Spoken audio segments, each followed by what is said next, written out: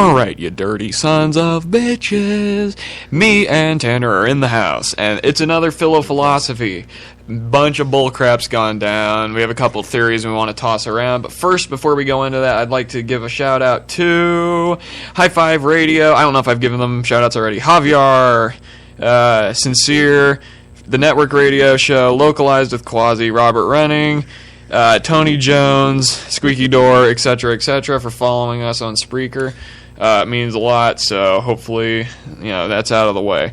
Now, we have a lot we want to talk about today in regards to Egypt and the pyramids and, oh my god, at NSA, freaking Snowden.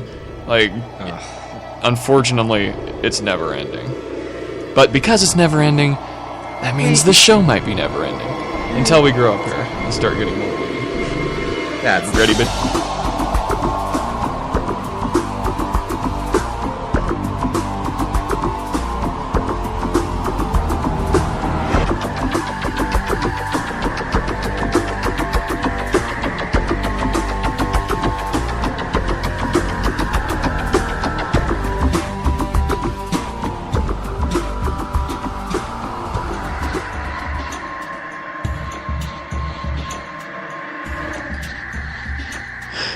Alright, everybody, so welcome back to another episode of PhiloPhilosophy, where we go to infinity and beyond on every subject you can imagine. And it's bananas. Way beyond that. It's unfortunate, but we have a lot we want to talk about. Particularly, obviously, okay, we don't want to beat a dead horse, but the NSA thing is big right now, and we had a couple things we wanted to bring up. And we'd been talking a lot about Snowden, we'd been talking a lot about the NSA, and the crazy thing was, right when this all started happening around June 20th, whatever, I forget when it happens. I'm lost on my way to a family reunion.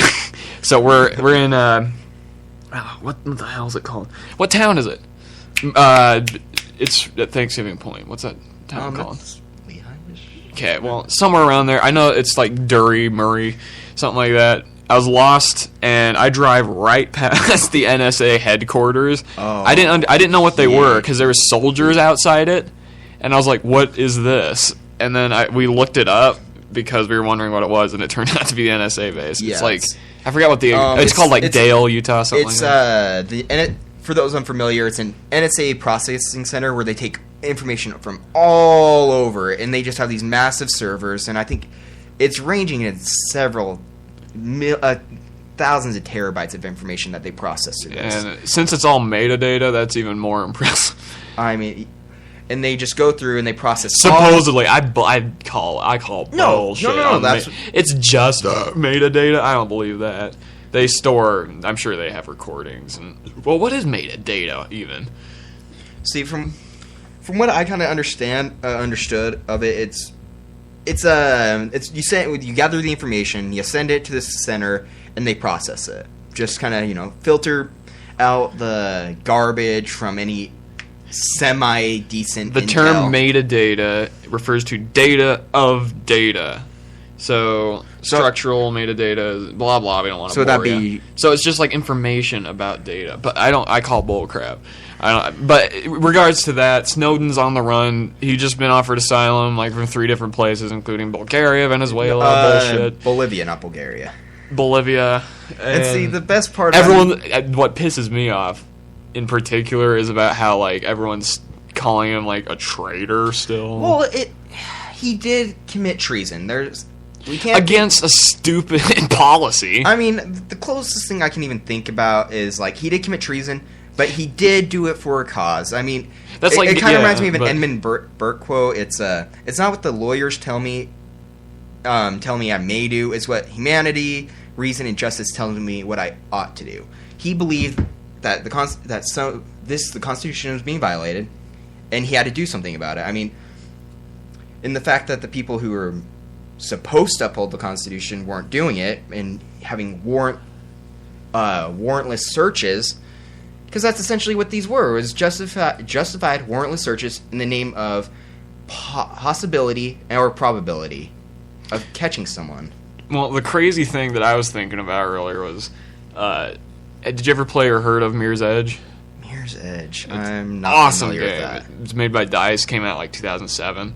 but basically in this game, government has, spies on all data, all this, like every email they read, and what they have are these guys called runners, and they carry information, like paper information from corporations or whoever pays them, because they're under, observation 24/7.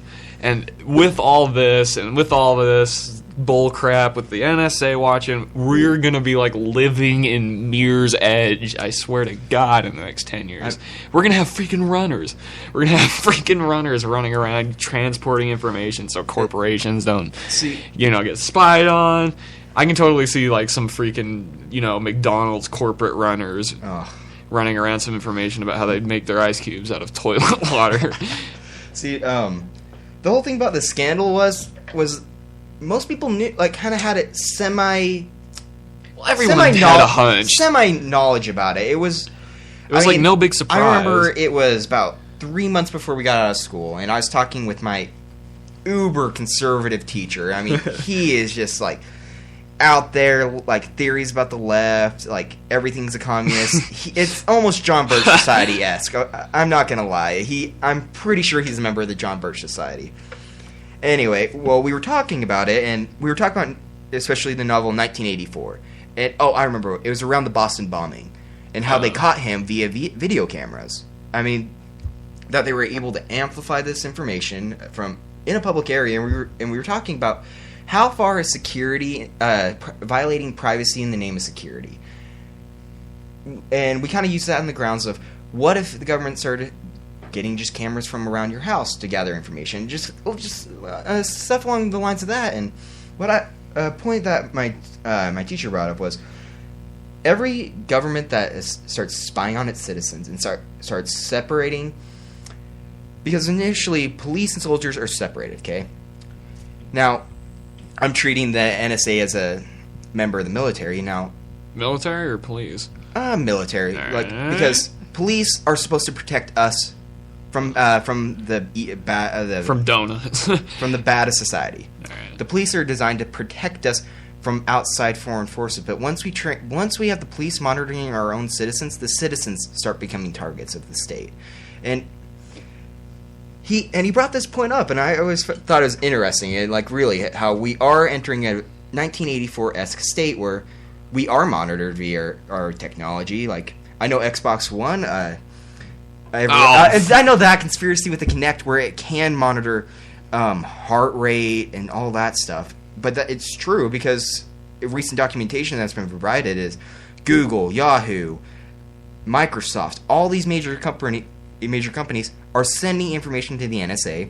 They're not happy about it, some of them. Or maybe they're just pretending. Who knows at this point, to be honest. I know Google did try to hold out for a while, but secret panel courts, which should be in itself unconstitutional, well, it just seems like once you hit a certain point in politics, you either become blind and just go along, because, like, I'm trying to imagine a scenario where I get into I can be corrupted by money. I guarantee it. Give me 500 mil, right? Well, not that much, I'm sure. Hand me $1 million, and God damn.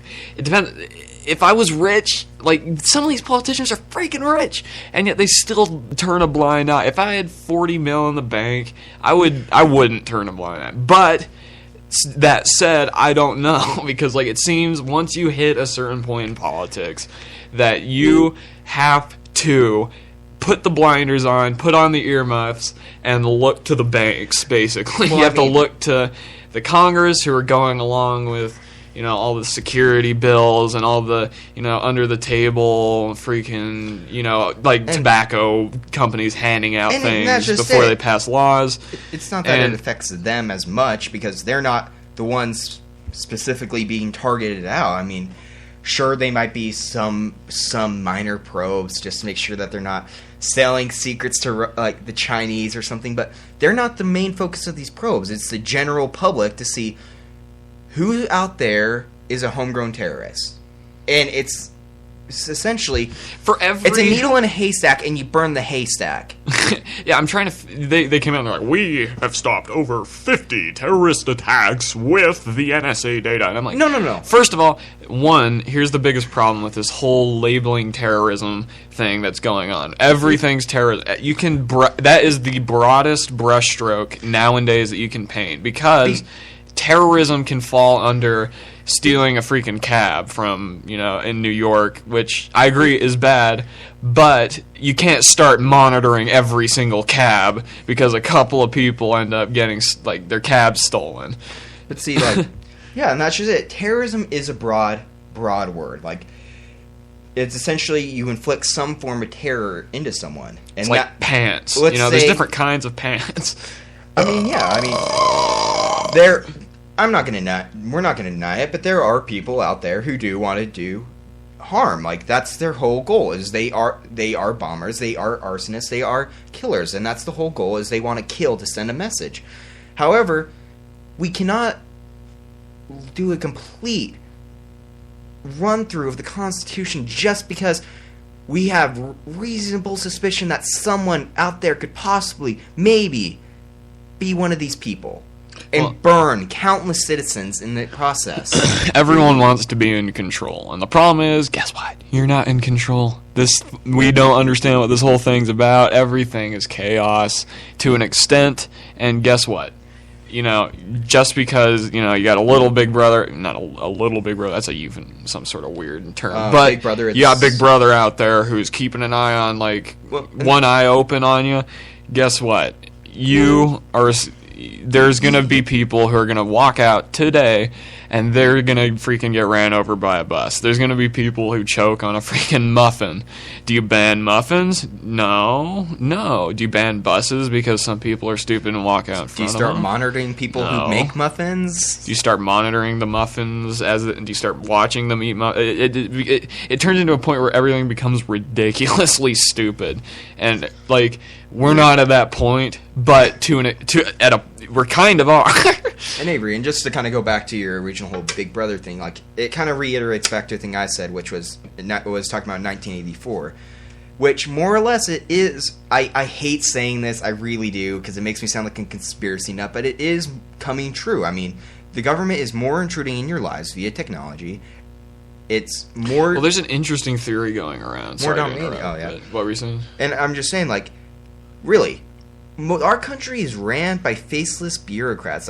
There's no real avoiding this anymore. It's kind of like a widely known fact. It's faceless bureaucrats, and that's essentially what Big Brother is. It's just this faceless bureaucrat who's pulling all the strings just so he can have the most authority over you. It's not even one group. It's no, it's like oil lobbyists, environmentalists. You get some Bilderberg in there. You get you get the EU, and once all that comes together, it turns into this faceless bureaucracy. Well, see, and I'm not even talking about wide conspiracies. I'm talking about just people in these bureaucracies such as the IRS, the NSA. These are people who are faceless bureaucrats, and they're on a power binge. Who was it?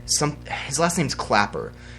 Days before, he lied under oath before Congress about questioning whether about NSA tracking, and he lied point blank. Later, after the whole Snowden thing emerged, he came out and said, "Oh, I'm sorry. It was for security. I was unaware of this." Well, here's how you know. If let's say this is completely crazy, but in 4 days, let's say Obama is just he's working out and he's yeah, this is great. You know what? I'm so awesome. Fuck it. I'm gonna eat this dumbbell, and he just eats this dumbbell and he chokes and dies. I guarantee you, this country would continue in the exact same. Well, yeah, because momentum where. With or without Barack Obama alive. But see, and that's just it. People are just placing massive amounts of crap on Obama. But the thing is, it's not all his dude. He's got a tough job. I'm not saying that he's completely I'm not saying blameless. And that should wash his hand of this, because most of these policies are from our Bush era. I'm Patriot Acts.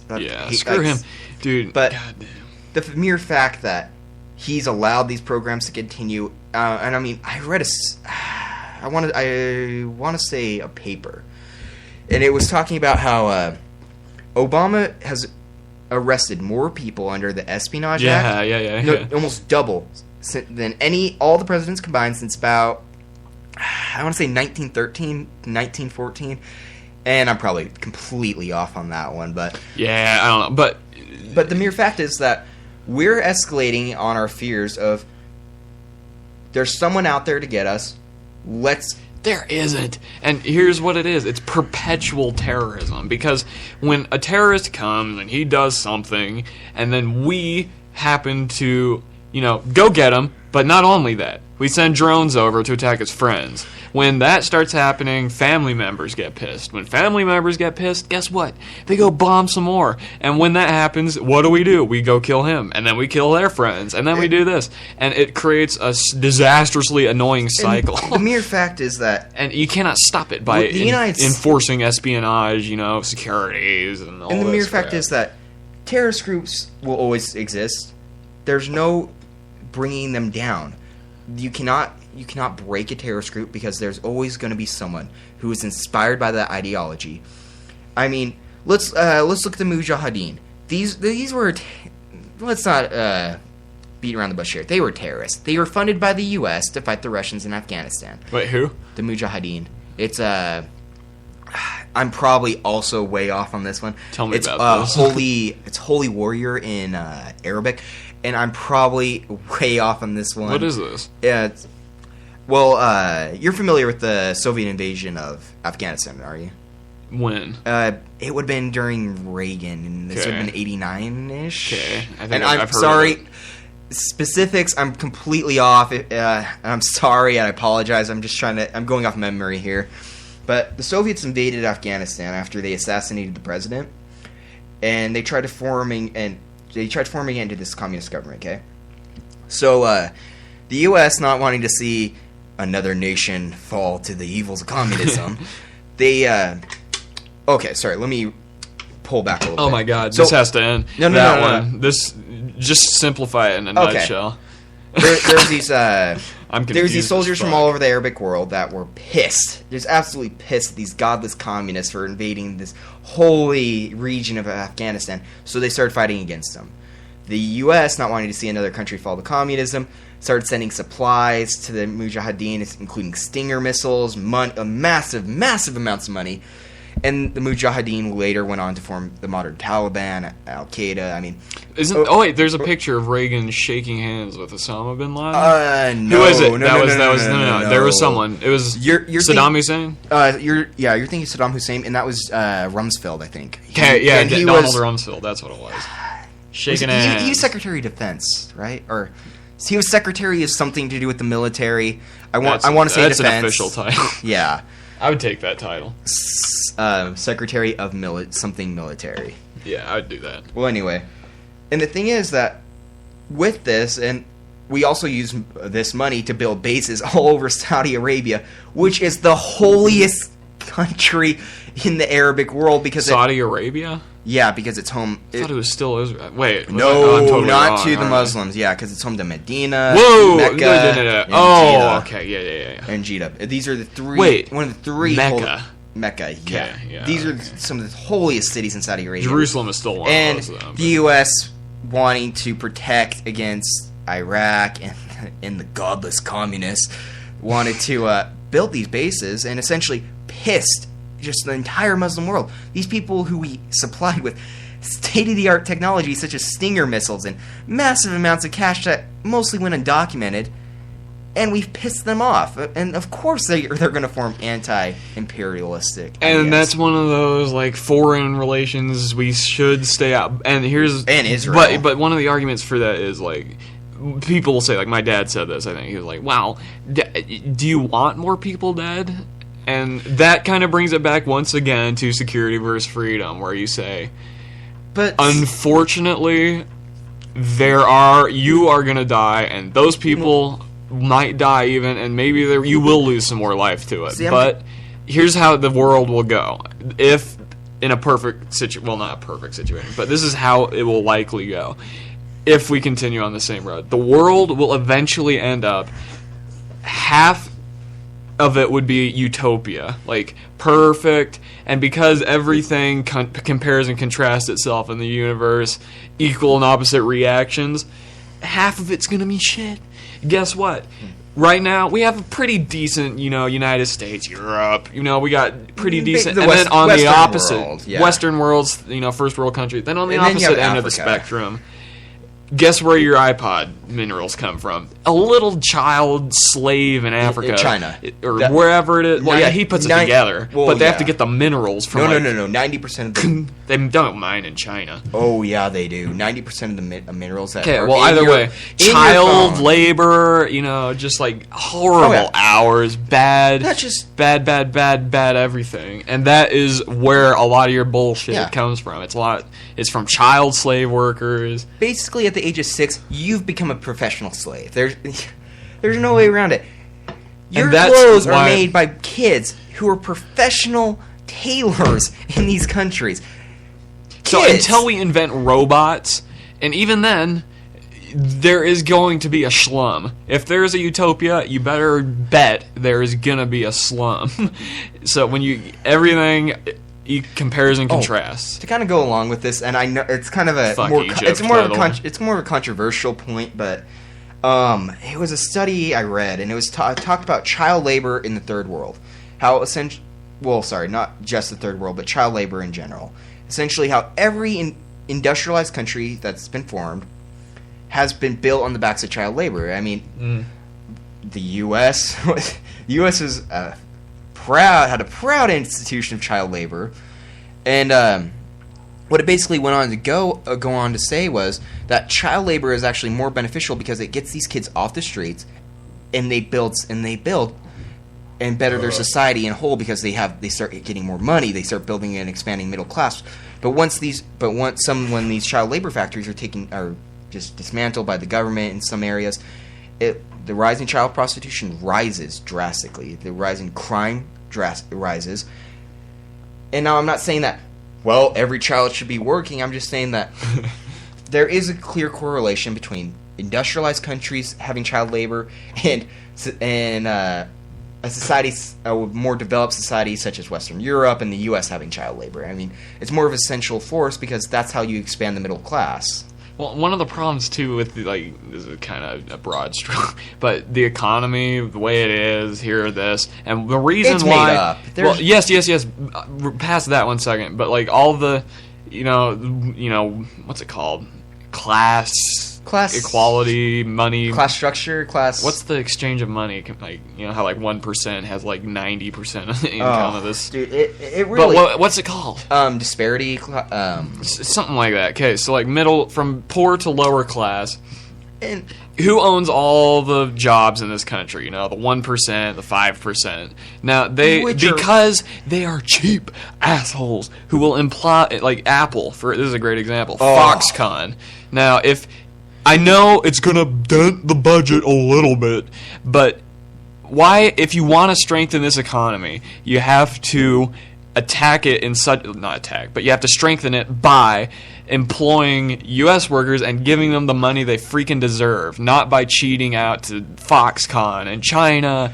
It sucks, and guess what? Yeah, your profit margins are going to shrink, but it's in the end... It will not only equalize out the wealth, which is very important, you greedy asshole, but everything will just, all these rich people who complain about this and that and politics and this, they're part of the problem. And all they have to do is none of this 3-part plan crap like Romney was pushing. It's all about, just raise the minimum wage, give them the funds they deserve. But also to go along with this, do you really, really honestly believe in 2013 that manufacturing is the only way to save this country's economy? No, especially since we're expanding into technology. These jobs are going to disappear anyway. The problem is that's a sad acknowledgement because we're okay. expanding technologically, and we need more people going to technology sectors, which are the fastest growing job rates in this nation. Manufacturing is falling by the wayside because technology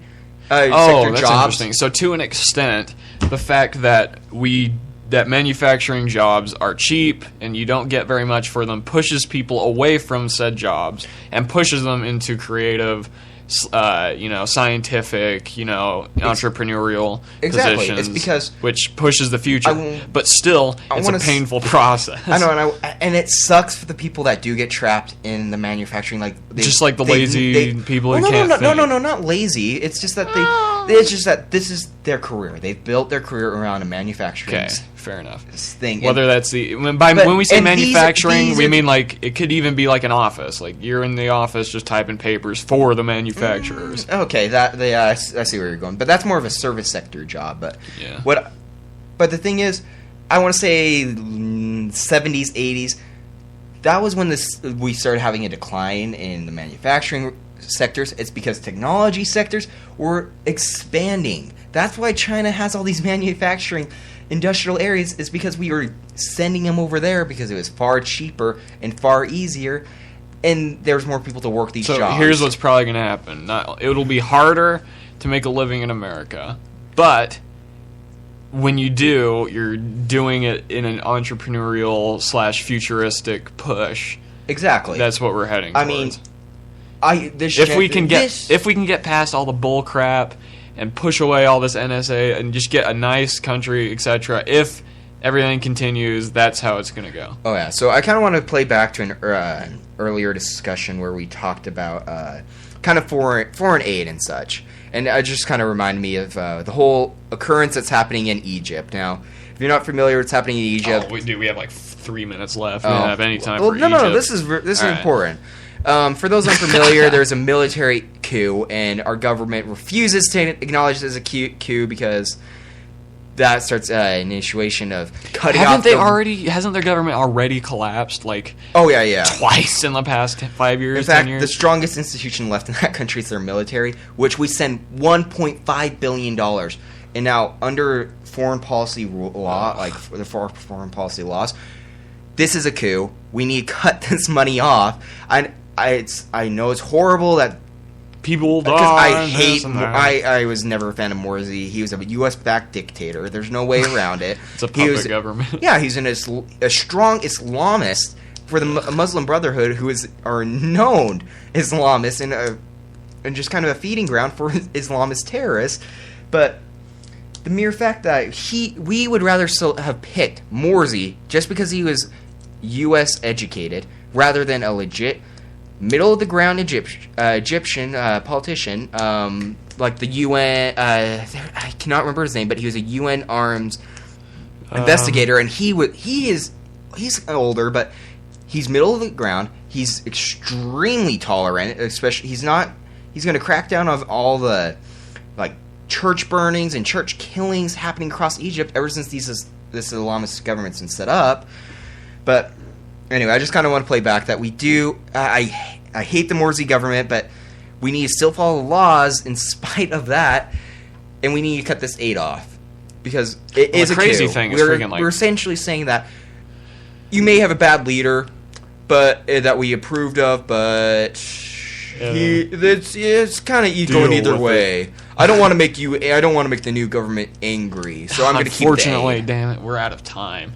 I was about to get into Turkey and all that, which is bananas, but unfortunately we can get into that I'm some still other waiting time. for that quagmire to collapse. Yeah, well, is it still ongoing? I don't know, but we can't really get into Turkey it. backed off a bunch of its Brazil policies. and Bulgaria and a bunch of crazy... What's happening in Bulgaria? Wait, is it Bulgaria? Bolivia. It's Bolivia, somewhere around there, some B...